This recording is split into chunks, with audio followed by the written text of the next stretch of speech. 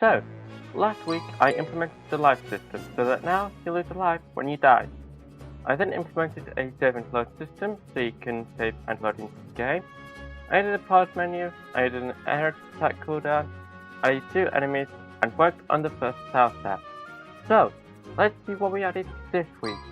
But, before we begin, please consider subscribing if you haven't already, and if you have, please hit the bell icon so you never miss the next one. There's also a like button, apparently that increases engagement, so make sure to hit the like button too if you like this video. Thank you. So, first things first, we added the earth spider enemy, which would randomly shoot out cobwebs, which would slow you down for 3 seconds. The movement is, however, the same as the earth ant. Next, we updated the Godot 4 engine from 4.5 to 4.6, so now, for me, it feels cleaner and better to work with.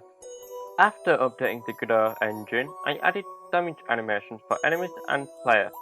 The animation is just an indicator for when you take damage. The sprites would go red when taking damage, and that goes for the enemies and the player. Then, I added a checkpoint flag and a finish flag.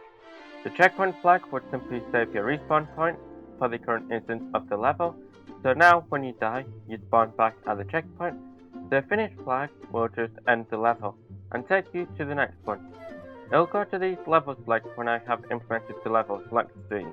I also added a parallax background to make it feel like you're actually traversing through the level, while there's things going on in the background too. I also started working on 2 levels that you'd be playing through. For the demo, I'm planning to implement 5 levels, maybe 6, but for now, we gotta do 1 level at a time. I also adjusted the tile set so that it feels much nicer, and I also added variants of the tile set that has stones in the dirt. As part of creating these levels, I also added level transitions too, so that it feels smoother when moving to the next level.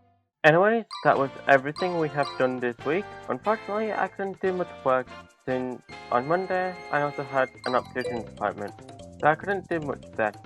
But hopefully next week a lot more can and will be done, as I want to ensure a demo is released by the end of next week. I also need to ensure that I have a trailer by the end of next week too, so I cannot wait.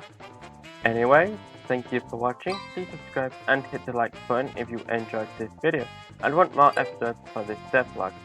Also, comment what you think of this week's progress. I wish I could do more this week, but next week, a lot more will absolutely be done and I will make sure of that. Anyways, I will see you in the next one.